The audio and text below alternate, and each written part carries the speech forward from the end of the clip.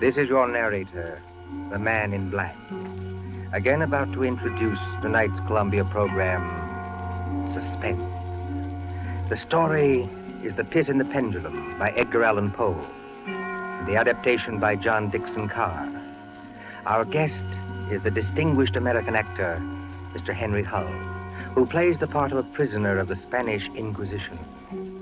If you've been with us on these Tuesday nights, you will know that Suspense is compounded of mystery, suspicion, and dangerous adventure, to hold you in a precarious situation and withhold the solution until the last possible moment.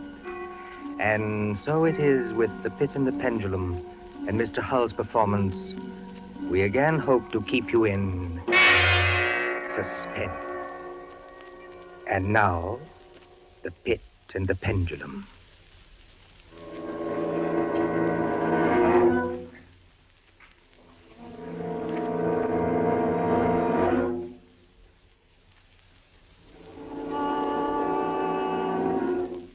I was sick unto death with that long agony.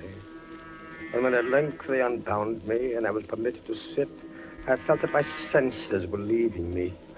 The sound of the inquisitorial voices seemed merged in one dreamy, indeterminate hum. Yet, for a while, I saw, but without terrible an exaggeration, I saw the soft and nearly imperceptible waving of the sable draperies on the walls of the room. I saw the flames of the 7 tall candles which burned on the table. I saw the lips of the black hooded judges, and these lips appeared to me white as paper, white as horror. I saw them writhe with a deadly locution. I saw them fashion the syllables of my name. Jean d'Albret, Captain Jean d'Albret. Good fathers, gentlemen. We hear you, my son. I am very weak and infirm. I've been confined for many months in a dungeon. I've been tormented by nightmares. Conscience, one trusts. Pray silence, Fra Antonio.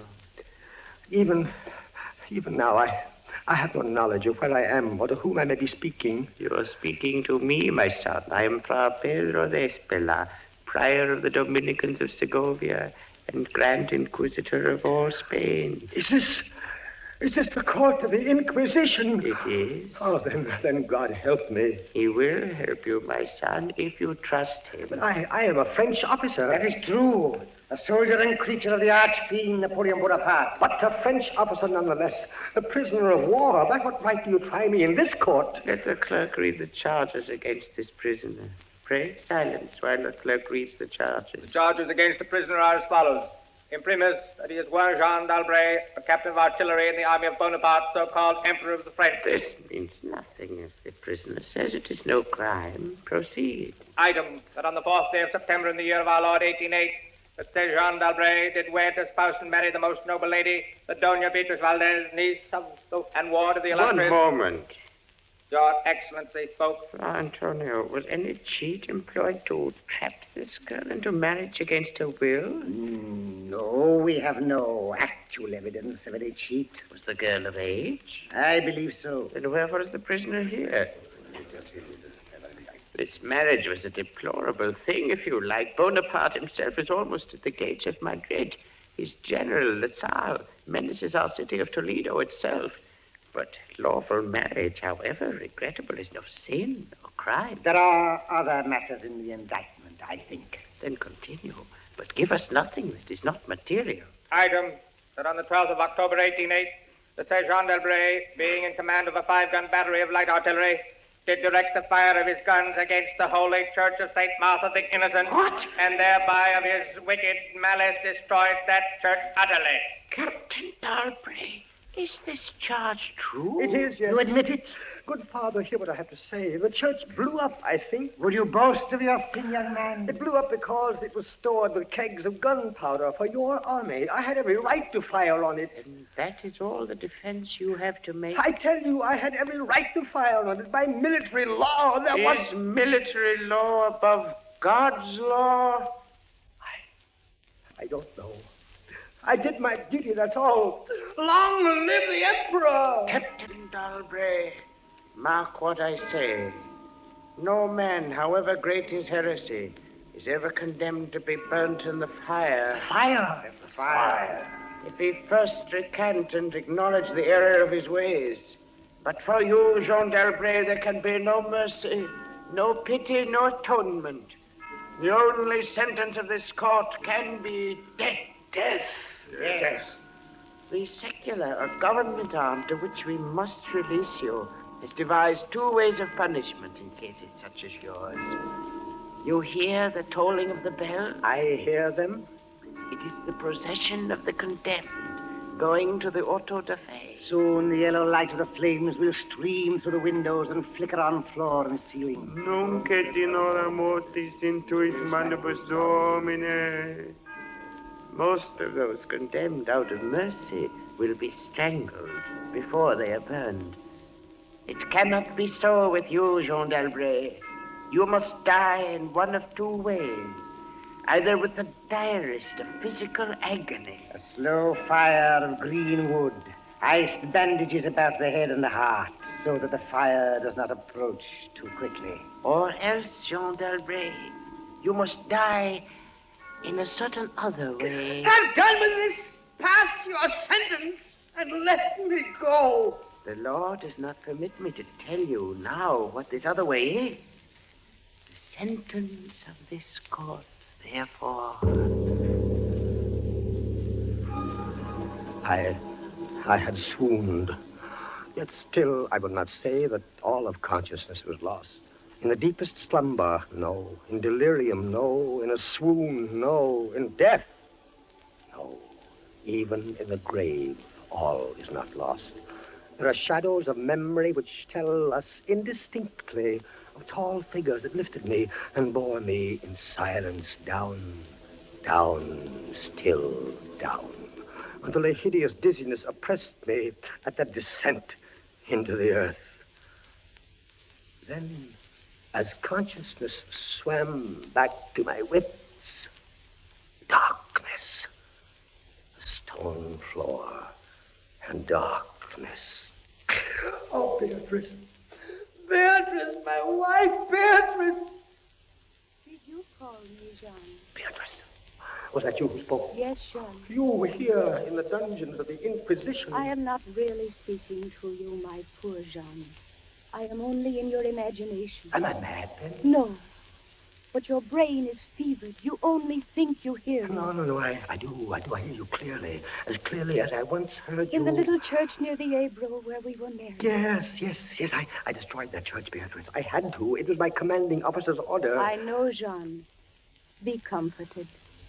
There are those who care. You won't leave me. As long as I am in your heart, I shall be here. I was strong once. Now I am weak. Once I was reckless. Now I'm afraid. What am I, Beatrice? What are they going to do to me? I cannot tell. Remember, my voice comes only from your own brain. Are you fettered? Fettered? No. They've not chained you to the wall. No. They've taken away my uniform. They've given me sandals and a robe of what feels like coarse serge, but I'm still free. Free. Take courage, Jean. Free. And in the grasp of the Inquisition. Beatrice. Yes, Jean. It's completely dark. There's hardly any air. I dread to get up. I dread to stretch out my hand. Suppose they've buried me alive. Courage. Can you stand up? I think so, yes. Then walk. Walk as far as you can. Measure the limit of the cell. If this is not a tomb... You're right, Beatrice, as always. I'll try. Are you on your feet? Yes, now pray. Pray for a poor devil who always meant well. 1 pace, 2 paces, 3, 4. You are very weak, Jean. Rest a moment. Where are you now, Beatrice? In the flesh, I mean. You know that, Jean. In the old house by the olive grove. scorned of my people. Yes, I know it. Each morning I climb to the hilltop and watch. Go on. Sometimes I think I hear gun wheels Yes. rumble in the hills. Yes. And long-moving columns Yes. with the red dust rising above Go them. on. First come the heavy cavalry in plume-crested helmets. Yes. On their flanks, wheeling like hawks, light hussars in blue and scarlet. And behind them, in a glitter of bayonets as vast as light points on the sea, Yes. rank upon Yes. rank, the long gray coats and the tall bearskin caps. The old guard and the grand army. It is only a vision, my dear one. They do not come. Ah, will they? Will they ever come, Beatrice? I cannot tell. Then I must face what has been prepared for me. Walk again, Jean. Try. Keep your hand in front of you. This rope, it impedes me, and the floor is treacherous with slime. But I'll try. 4 paces.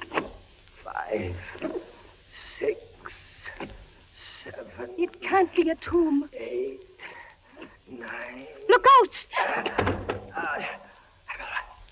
I'm all right. I fell to my knees. The rope tripped me. My hand is in front of me. It's lower than my face, but I feel nothing. Nothing, Jean. It's a pit. A circular pit. And I fell on the very edge of it. Oh, they would have made you walk into it. Yes. Oh, there's a loose fragment of rock just inside the edge. Now, if I can dislodge it. Listen.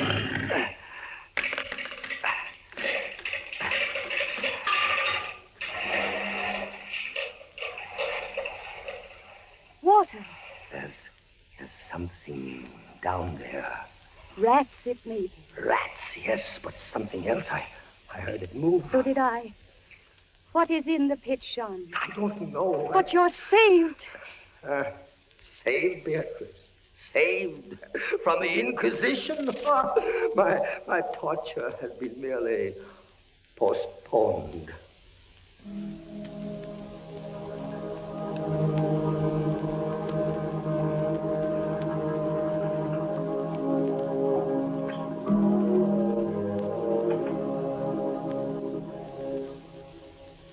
Last, a deep sleep fell upon me. Sleep like that of death. How long it lasted, I know not. But when I opened my eyes once again, I could see. Yes, see. My prison was large and lofty. Its walls formed of massive iron plates, bolted or joined together. A wild, sulphurous luster, I could not trace its origin, lit up the dungeon, and the circular pit, and the crudely daubed skeleton figures painted in evil colors on the iron walls. Skeleton figures, demon figures, gargoyle figures. Their colors a little blurred, as from the effects of the damp. It must approach you slowly and force itself into your mind. It must stalk you like a tiger. It must bring you face to face at last with the king of terrors. When I regained consciousness, I lay on my back and at full length on a low framework of wood. To this framework, I was securely bound by a long fastening resembling a surgical bandage. Bound? But why? Why? The bandage passed round and round my body, leaving at liberty only my head and my left arm. With much exertion, I could supply myself with food from an earthen dish on the floor beside me. It was meat, highly seasoned, but there was no water. Beatrice! Beatrice, where are you? Here, Jean, as always. Your voice sounds stronger. Does it, Jean? And I can see you now. I can see you as clearly as I saw you months ago. How I wish it were true. Your bonnet and the parasol you carried in summer, and the high-waisted blue dress. You are weaker, my dear, and more fevered. Have I been asleep? Yes, Jean. They must have been here while I slept. They have bound me. Why? Why? Why? Why? Stop those voices! Stop them! Mine Why? too, Jean. Why? I am not here either, you know. Why? Don't drive me away. Beatrice, look. Where? At the ceiling of this room, 30, 40 feet up, what do you see? I see painted on the ceiling a figure of Father Time. Anything else?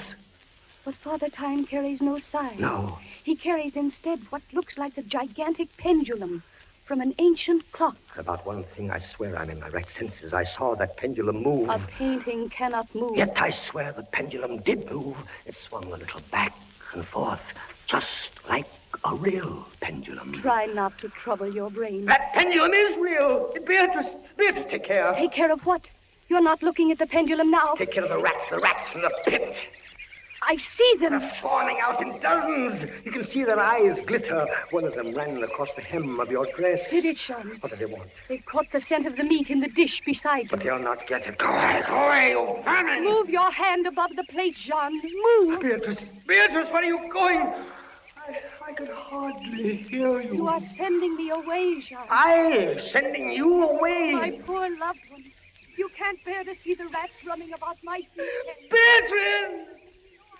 Beatrice! Yes, it's true. In a cell swarming with vermin. There are others I had rather see here. I'd rather see... Did you call me Captain Dalbray? Then in spirit, I am here. Who are you? Don't you recognize me? No, I do not. I am that second Inquisitor, Fra Antonio, whom you thought unfair at your trial. But we were not unfair. We administer the law, that is all. Go. I command you, go. Not until I have first told you what you already guess. Which is? There are two forms of death for such as you. One, death with its direst physical torture. The other, death with its direst mental torture. And I have been condemned to the second. Your guess is good. Listen. Do you hear anything? Yes, I do. I hear something. Turn your eyes upwards. Look at the ceiling. The pendulum. Aye, the pendulum. It's descended. Only a foot or so as yet. As you notice, it is not really a pendulum. Its underside is a crescent, formed of razor-sharp steel. You mean? A ponderous weight, Captain Dalbray. Its movement is slow now, but soon it will take on momentum. It will swing wider and wider, 30 feet perhaps. Presently, as it swings, you will hear it hiss. And with each broad movement, it will creep a trifle lower. The steel is directly above me. Yes, above the region of your heart. Lie still and look up at it. How long before? You need have no immediate fear. It will not be too soon. But how soon? Who can tell? In the name of pity, give me some answer. Hours, perhaps days. It's beginning to swing wider. I can't take my eyes from it. Its glitter fascinates you, eh? See how it shines in that wild light. And this is your utmost refinement in cruelty.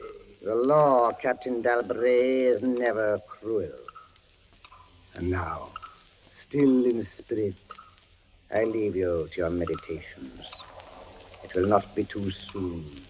Minutes, hours, days.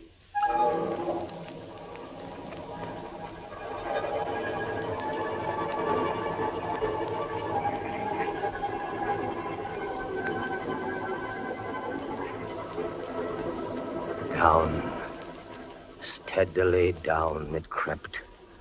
Days passed. It might have been many days before it swept so closely as to fan me with its morbid breath. Minutes, hours, days. The odor, the sharp steel forced itself into my nostrils. The right. To the left. Far and wide.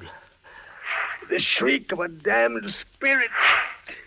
To my heart, with the stealthy pace of a tiger. Down. Certainly, relentlessly down. I prayed. I wearied heaven with my prayer for its more speedy descent. I grew frantically mad and struggled to force myself up against that swinging, glittering death. No avail. Down, still unceasingly, still inevitably down, the sharp steel flashed past within 3 inches of my chest. Beatrice! John? Beatrice, Beatrice, where are you? I heard you calling, John. I am here. It is a strange thing, Beatrice. I'm quite calm. You are resigned, then? No, that is the strange thing. Even now, I am not resigned. Is there a way out? How can there be? 10, 12 more vibrations, and will fray the serge of my robe. Only lightly as a razor in a delicate hand.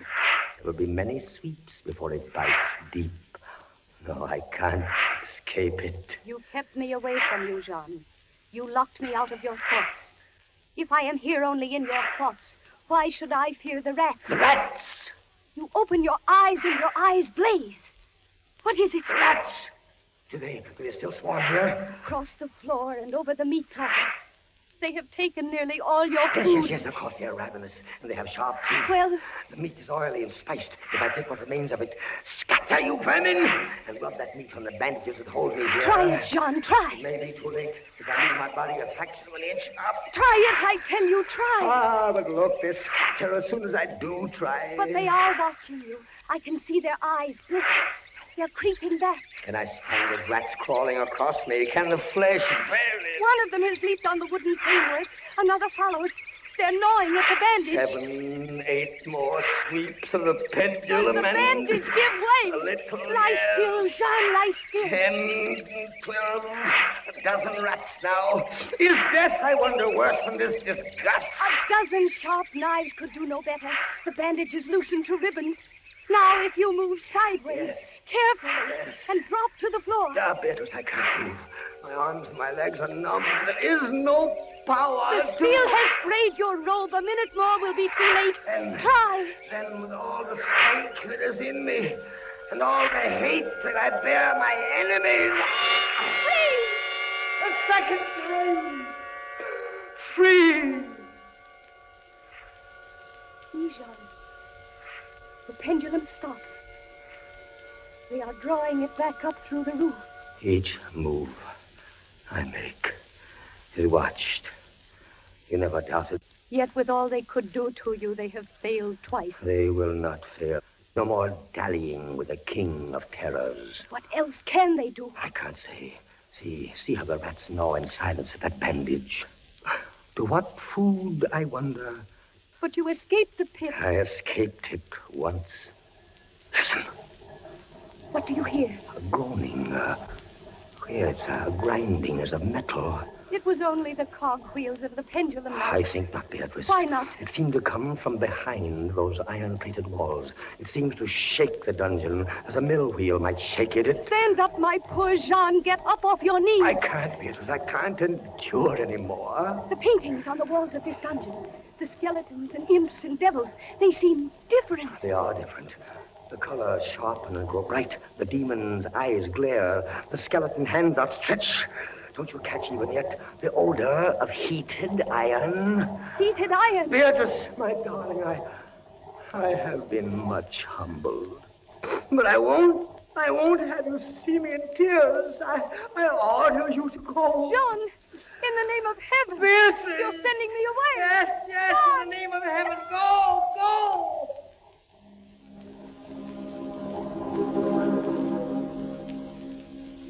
A suffocating heat pervaded the prison. A deeper glow settled in the painted eyes that glared at me. I could draw no breath of air into my lungs. Against the loom of that fiery destruction, the thought of the pit and its coolness come like a soothing balm. I staggered to the edge of the pit. I looked into it. The enkindled walls and roof lighted it to its depths. Yet for one wild moment, even then, I refused to believe the horror of what I saw beneath me. Does the pit please you, Captain Dalbray? Not the pit! Merciful God, anything but that! And how shall you avoid it? Look. This dungeon has changed its shape. That is true. The walls are closing in. It was formerly a square, and now it is Flattening slowly toward the center to force me into the pit. Of course.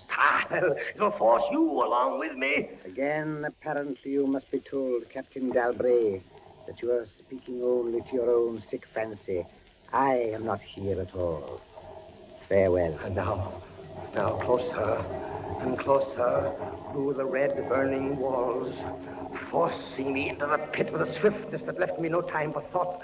I shrank back, but the closing walls pressed me relentlessly onward. At length, for my seared and writhing body, there was no longer an inch of foothold. I screamed once. I tottered on the edge of the pit.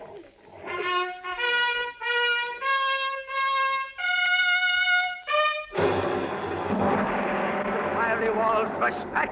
An outstretched arm caught my own as I was about to fall fainting into the abyss. It was that of General LaSalle. The French army had entered Toledo.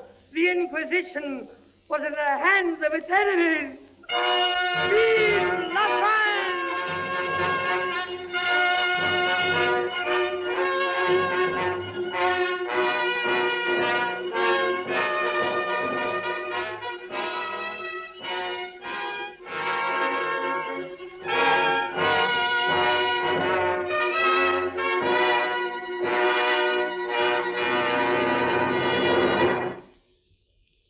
And so closes Poe's celebrated story, The Pit and the Pendulum, starring Henry Hull.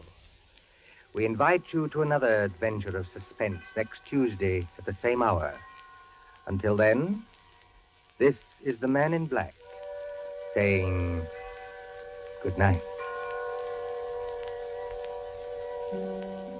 William Spear, the producer, John Dietz, the director, Bernard Herrmann, the composer-conductor, and John Dickson Carr, the author, are collaborators on Suspense.